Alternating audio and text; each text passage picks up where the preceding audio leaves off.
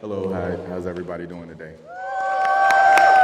All right, I love that energy. Let's do it again. How's everybody doing today? That's good. How you like that, CIERRA? Okay. Yeah, definitely. My name is Manny Jackson. I'm the founder of a brand called Threadhaus Co. We focus around sustainability and creating innovative, multifunctional clothing through discarded waste and creating social impact projects and initiatives through those garments as well. I'm super excited to be sitting here talking with my friend and also just a lovely lady. I'm actually a fan of hers, Miss CIERRA Boyd from FRISKMEGOOD. Let's give her a round of applause. And everything. So, you ready to hop into this? All right, so first thing, CIERRA, just give people a little bit of background about you, your story, where you're from, and everything, and how you got here today. Yeah. Oh, man.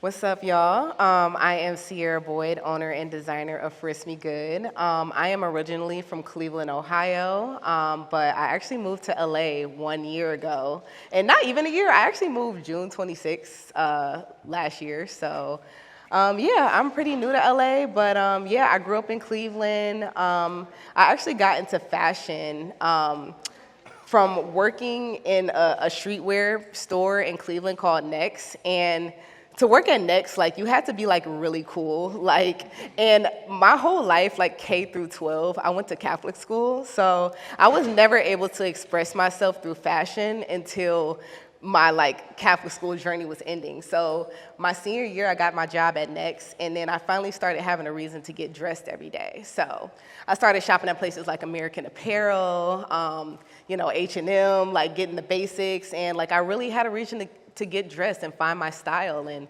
find who I was through fashion. So yeah, I worked at Next and had a reason to get dressed every day. And then I went to college at Ohio University. And when I first went to OU, I actually didn't know I wanted to go to school for fashion. I wanted to go for business because, you know, people always say, like, go to school for something that, like, don't do it, have a plan A, have a plan B, have a plan C.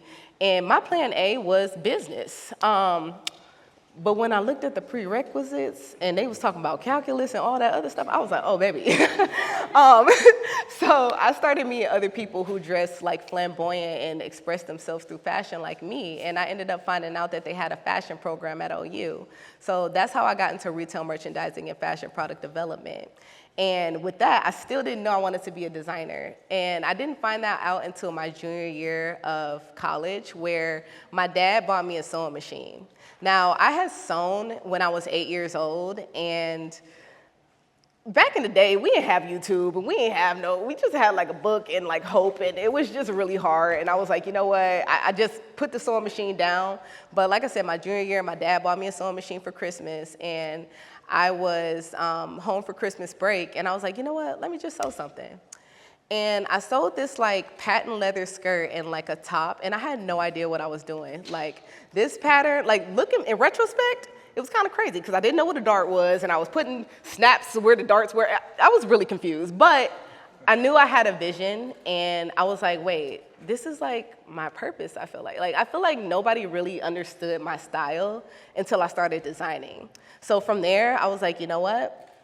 Every day I'm gonna make something, and I started like looking at YouTube videos, and like I was starting to be like, dang, maybe I should have went to FITM or something. Like maybe I should have like went to school like for design, and that was too late, and I'm about to graduate. So anyway, graduated, and it was really rough.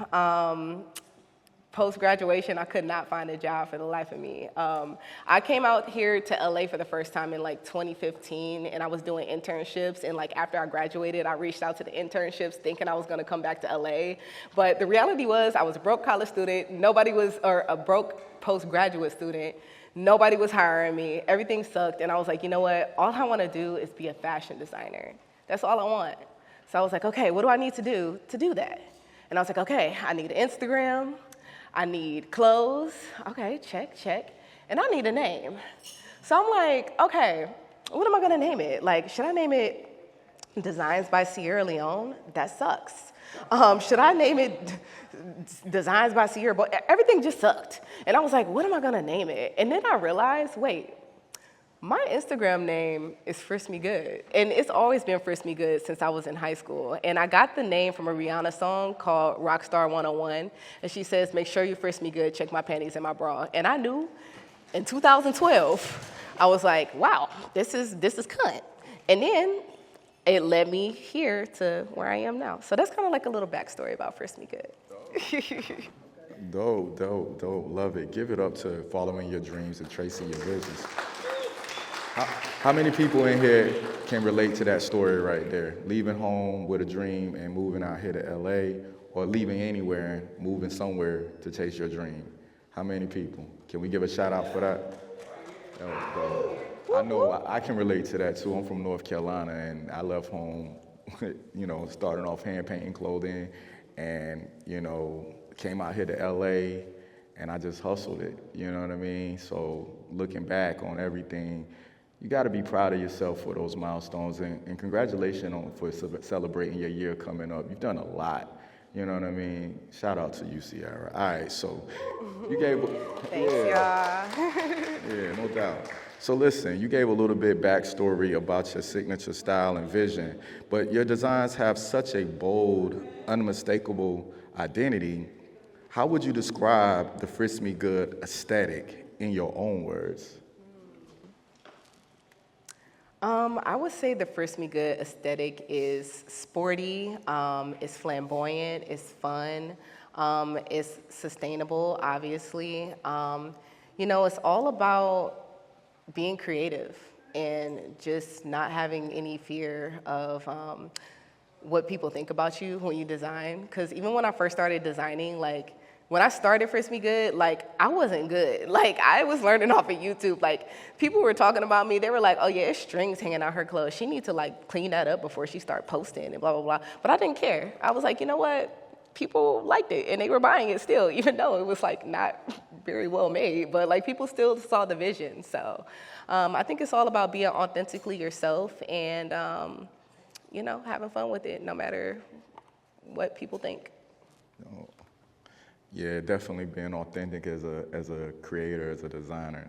And it takes time to find your authenticity. You have to just keep going, right? And so many times as a creator, you reinvent yourself.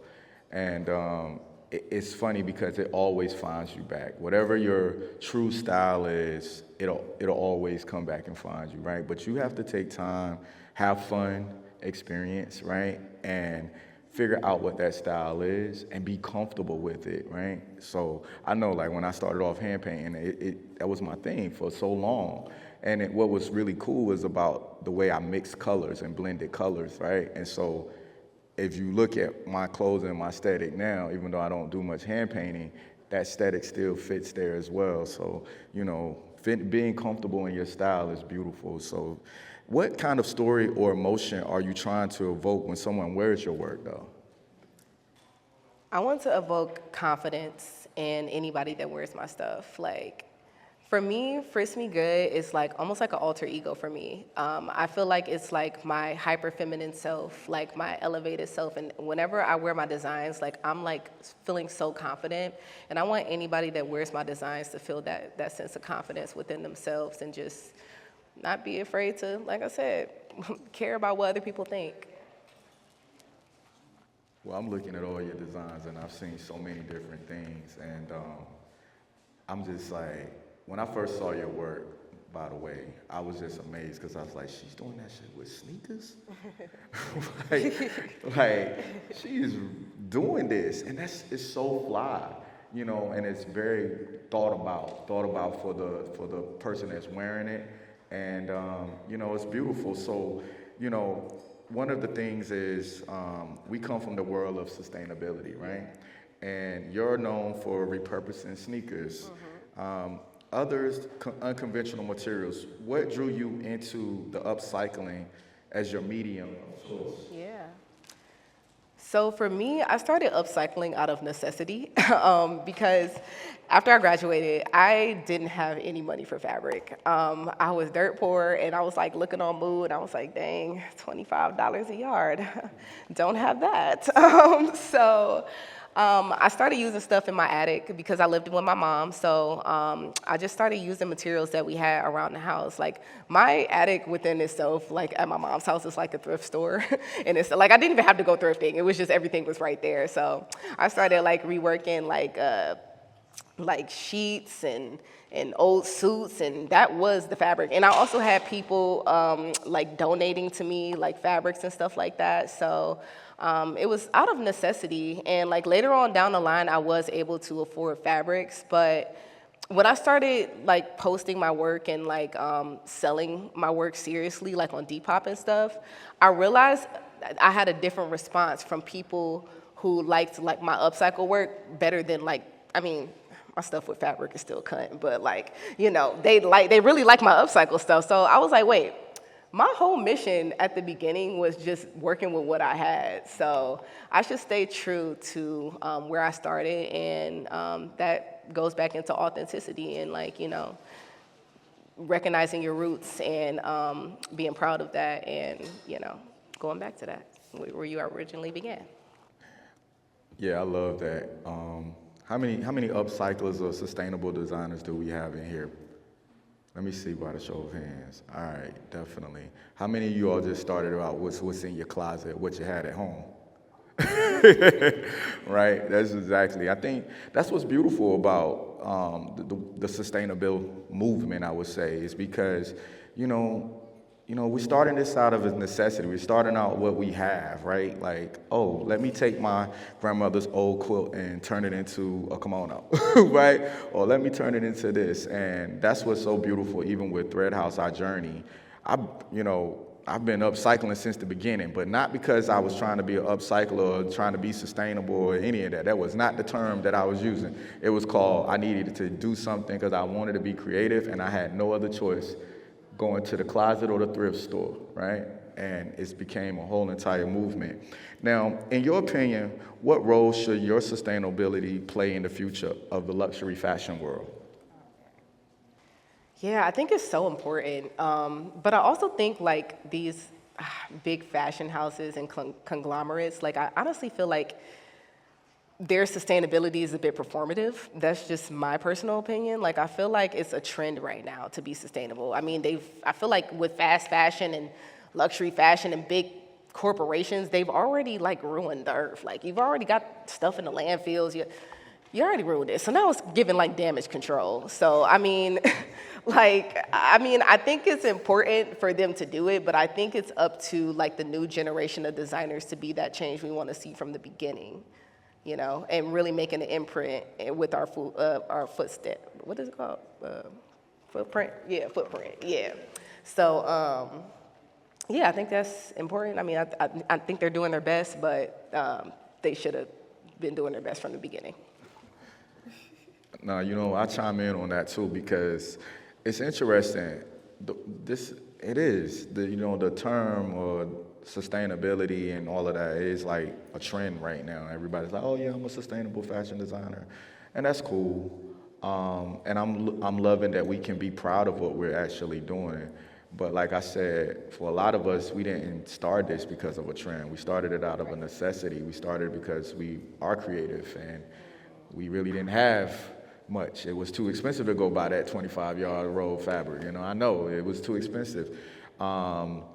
So, you know, I think what's happening in luxury fashion, and I think sometimes even with all fashion altogether, I think it is kind of a turnoff in a sense to see somebody mass producing the look that I took damn near 20 hours to make with cutting it and sewing and da-da-da-da-da. And then you just went and mass produced the same look, and then you spent $25, $50 on it, and then you asking me why I'm charging $650 for my work? Yeah, it pisses me off. Does that piss anybody else off? Yeah, we need to hear that. But I think the thing about it is it's the authenticity, right? It's the stamp. You know, when someone's wearing a FRISKMEGOOD product, that's your stamp, right? You know what I'm saying? That's your IP. And the same thing with Threadhaus. If someone's wearing my Threadhaus product, you know, that's our stamp. And I think as a designer, it's very important to own your IP, right? And which brings me to the next thing. Have you patented your corset design, and which is incredible, by the way? What inspired that specific silhouette and that structure? Yeah. Yeah, so I got my sneaker corset patented in I think it was 2022. It was actually a day before my birthday. It was so ironic. But the process was a lot. Like, first of all, I had to wait for 2 years to get my, it was patent pending for 2 years. And the process was long. It cost like about $1,000, and I got a patent lawyer to help me patent it. So it was just a long journey of like going back and forth with people, like, I swear it's patented, like, I swear, like, and then finally getting that sheet of paper. But it was funny because it's like, at the end of the day, like, people still don't care. Like, you can still have a patent, and people still are gonna go to war and say, like, you aren't the originator, or you this, that, and the third. But yeah, as far as what inspired the silhouette, I was in my first design competition in 2019 because my dream was to be on a show like Project Runway, which I ended up being on the hype, so that was close enough and cool. But way back in 2019, I was looking for design competitions and so happened to find one in Cleveland, and it was called Fashion Mania 2K19. And that's not normal in Cleveland at all, to have a fashion competition. Like, fashion is not really a big thing in Cleveland, Ohio. So for me to just have looked that up and found it was kind of crazy. But they gave me 3 challenges. One was to make something without using fabric. One was to make something without using thread. And then the other one, they gave me like an upcycled dress to like recycle. And they also gave me like a theme of like heavy metal to use. Now I had the other 2 themes or challenges down, but it was like the no fabric one that was really getting me. Cause I was like, okay, what am I gonna do? Like, should I like do like chip bags or like guitar pick? Like, I didn't know what to do. Like, I was just like sitting there trying to figure it out. But one night I'm like working, and this episode on Vice comes on about a guy who made gas masks out of shoes, and I was like, oh wait, I should make like a top out of sneakers. So went to my attic, got my dad's old Nikes, and I was like, hey, let's make a top. And like, I made it, and I put it on as a top, but it really wasn't big right. So I don't know if I was trying to take it off or I just like moved it around my waist, but somehow it landed on my midsection. And I was like, wait, this is kind of cool, like sneaker corset. It's kind of weird. It's kind of, I don't know what's going on, but like I don't really have that much time to do the competition. And also this was like, I had 30 days to do the competition. But yeah, did that, and I got second place in my first design competition. And this is at a point where I really wasn't even that confident in my design skills. Like, I'm 2 years into really getting into sewing and learning everything on YouTube. So yeah, I got second place, and I put it on Depop. And when I put it on Depop, everybody went crazy. They was like, oh my God, this is so cute. Like somebody bought it immediately, and I just kept making it, and then the design evolved into dresses and bodysuits and bras. I just started making everything out of sneakers. So that's how what inspired it. Shout out to you for winning that design competition. Let's give you a round of applause for that. You know what's so dope about that is that's you know, out of issues like things that actually challenge us to push it a little bit further, push our creativity a little bit more, right? That's where, you know, a lot of beauty can come from. That's where your next big idea. So I invoke everybody in here, challenge everybody in here, that when you get that idea in your head that feels damn near impossible, it feels like, why am I doing this? But it's like, well, this is crazy.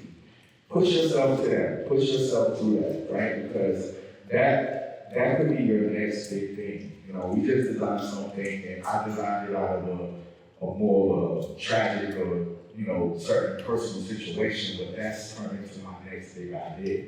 And that's, you know, helping me grow my brand and travel and do a lot of things with it. So shout out to you for that design competition. And also within that design competition, you found your comfort zone, you know, you found your comfort zone.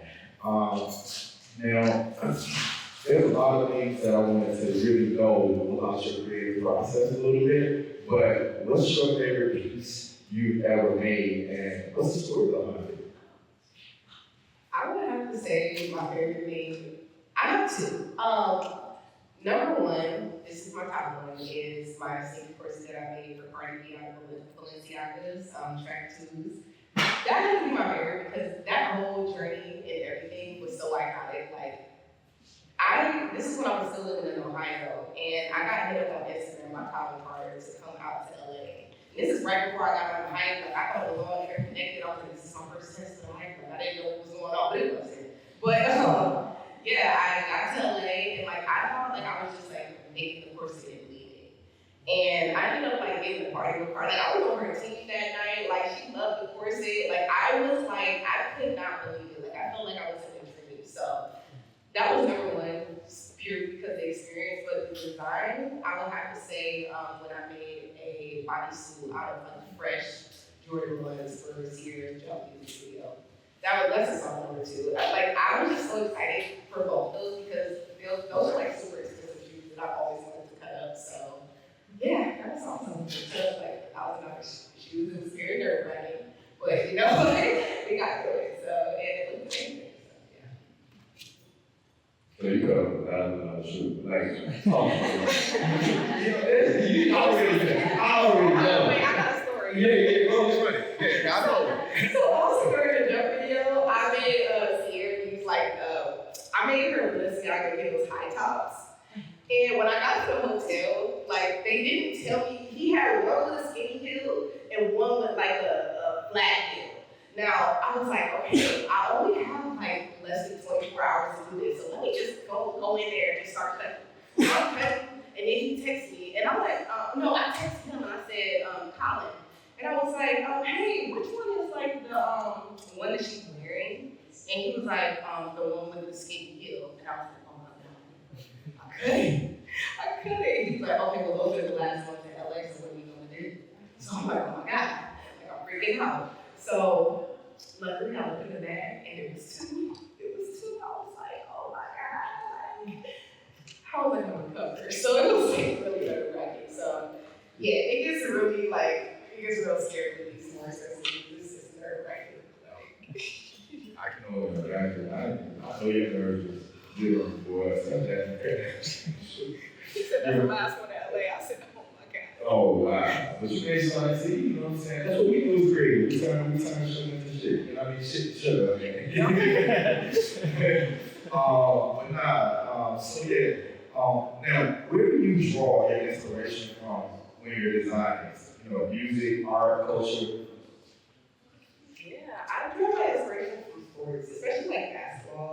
I love basketball culture. I love sneaker culture, obviously. But yeah, those are like my driving factors and just streetwear in general. I love it so much. And I love sneakers, but like it's kind of ironic because I only own one pair of Jordans myself if I keep them in love. So yeah, I need to kind of up my sneaker game, but yeah, it's sneaker culture, basketball, and sports in general. Oh, girl, so who your team? Who your basketball team? You got me? No, I don't really watch basketball. I just like the way it looks. I just like the aesthetics. I love it. I mean, Cavaliers, I'm Cleveland. Okay, so let me ask you a question. How do you know when a piece is done? When it's sitting right is when it's done. Like with this dress, like I had to really, when I first ever made a sneaker dress, like I really had to play around with that. I had to make sure everything was covered. Especially, I know when the waist is snatched. Like when this waist is cinched, that's what I know. Like, yeah. Shout out to that snatched waist. Love that, ladies. All right, so y'all good? Y'all having a good time? Yeah. A little bit? All right, that's what's up.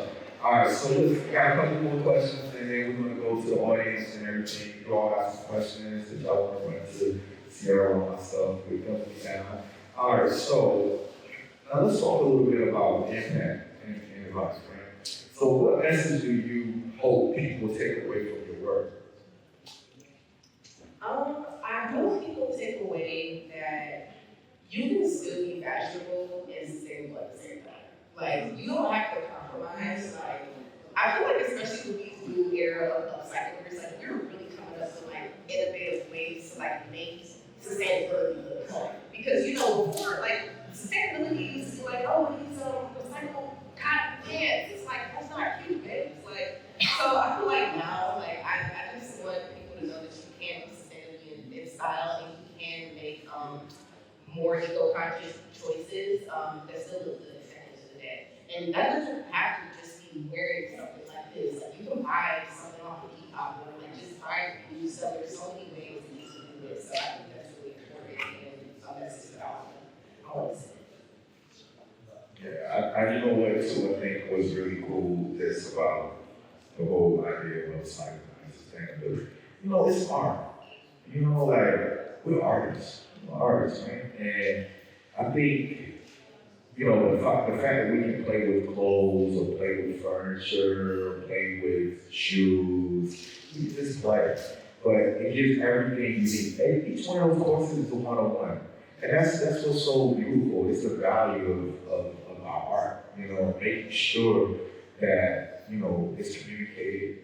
And, you know, it's the devil's in the details. Like, you look at this and you can see that this is something that if you own it, this is a piece of you. And you get a piece of me too, because it takes time to make those unique pieces, right? It's thought out, you know? So, what advice would you give to emerging designers looking to challenge fashion norms while staying true to their values? What advice would you give to designers, emerging designers, while challenging fashion norms looking to stay true to their values? I would just say, like, remember where you came from, remember your roots, don't forget where you started, and yeah, if you stick to that, it'll be easy to like always remember your mission and where you came from and like what got you started and inspired you from. And I'll just add to this one thing that I say is believe in all your crazy ideas. You know what I mean? Believe in all your crazy ideas. Because, you know, they're yours for a reason. Don't let anybody, I posted this on my Instagram today. Don't let anybody tell you that it can't be done because they do. You understand? That's one thing I would say to anybody in here, whatever that idea is in your head, believe that's your idea for a reason. And if someone says, I don't know, you say, okay, well, thank you. And you go through there. Yeah. All right. So here it is. We're going to approach a little bit more of the Q&A session. Does anybody have any questions? All right. Can you speak to the challenges you face being both creatively, experimental, and eco-conscious in the industry that often resists change?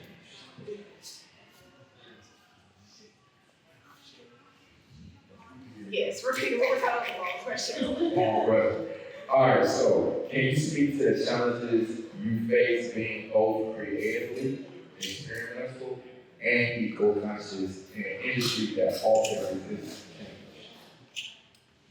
Yeah, as far as challenges, I mean, I feel like just in general, like I feel like there's so much content we can consume every day. Like we constantly have like inspiration scrolling through our heads like at every moment. So, you know, sometimes like I would have to say just taking a break. Like sometimes I just have to, I can't believe this or that, but sometimes I want to do it. But sometimes I just be like, okay, let me stay off of here and let me just like think with my own brain and like just remember like what I like. And just usually how I work, I just make what I like to make. Like I work very unconventionally as far as like other designers. Like I know other designers like they draw and then they do their sketch and they get their fabric and they do this and third. I just like look at a pair of shoes and I'll be like, okay, that'd be cute as a dress. Like and just do it like that. Like I don't really plan the way that you're supposed to or whatever. But yeah, I just like move the way I want to, the way that this was authentic to me and what makes me comfortable. And I just have fun. That's my advice. Have fun.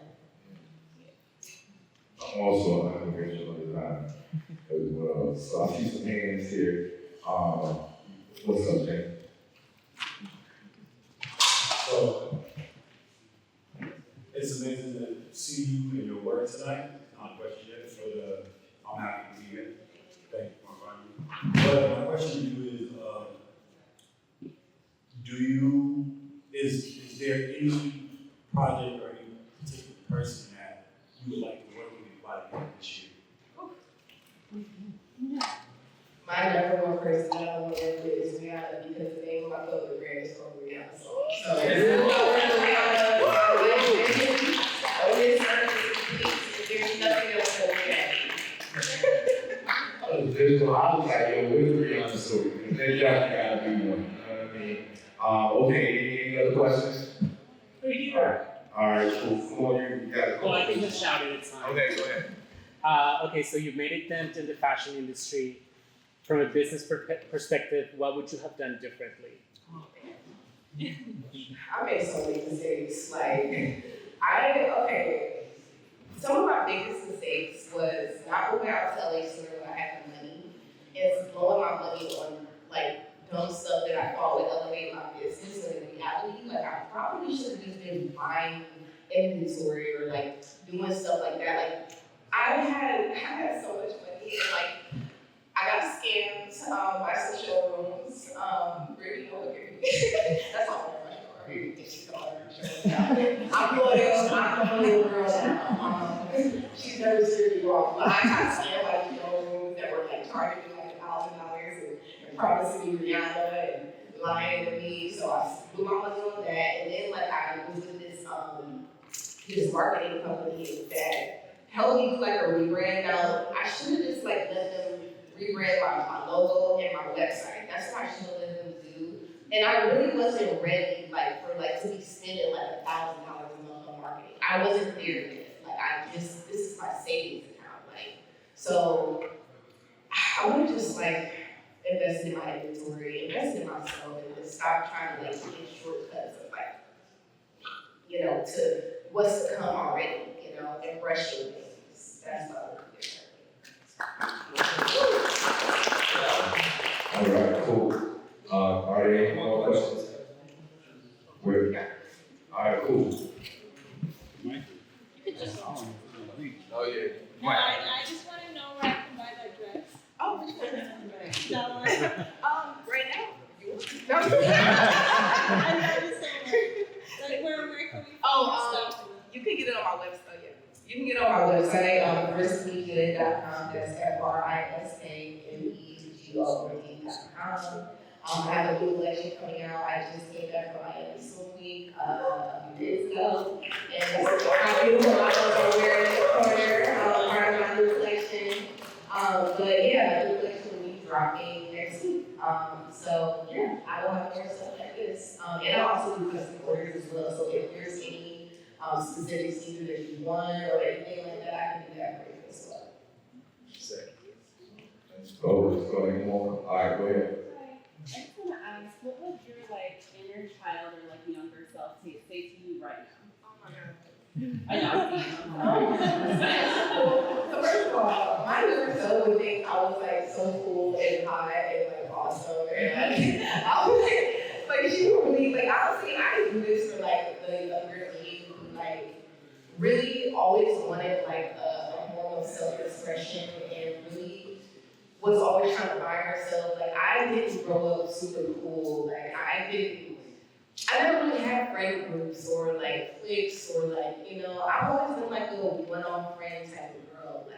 So coming into this chapter of my life, where my adulthood, where I have groups of friends and I'm embraced with so much love and it heals my inner child and she would be so proud and she would want to hang out with me and want to be with she love and she is not drunk. Okay, yeah, we can go around right? All right, is there any other questions? All right, go ahead. Yeah, what's your go-to routine or regimen when you're not feeling super creative? It's not healthy, but I cleans rooms, so you gotta pay my cats. Well, the cats part is healthy, but the food rolling it's not healthy, but I just take a break and I just don't do anything. And also I'm trying to stop feeling so guilty when I go to work. I'm trying to give myself grace. It's okay to lay down today. It's fine. You don't do anything for one day, but I'm trying to learn, but like, you know, I'm always like thinking ahead for the future because I'm just like, I'm like, I need to make sure everything's okay for like next month and next year, you know? So, yeah, it's kind of that. That's all. Yeah, I know that's it. Sometimes it be hard just to sit back and not do anything. That's a skill. It's a skill, man. It used to not be serious, but just to sit back and not feel guilty about it. But man, it's so beautiful. And I have those days too, where I'm like, you know what? Man, if it don't happen today, it just don't happen today. And I stay home and not do anything. I answer my phone, and it feels so great. You know what I mean? I think it's good for you to have that for your mental health. And I'm starting to learn that if I have those days, it's okay for me to take care of myself. So shout out to you. And I encourage all the creators and entrepreneurs in here. Don't feel that remorse, because you always hustle. You know what I'm saying? You're always doing something. You're always creating. You're always talking, networking, going to an event, doing all this. So when you need some time for yourself, take that shit. You know what I mean? Don't feel guilty about it. Bills due, you're stressing out, and you're like, I gotta do this, because your brain ain't really into it. Take that time for yourself, because when you get back to it, it's all gonna come together for you. I'm a firm believer in that. All right, are there any more questions? All right, well, thank you all so much.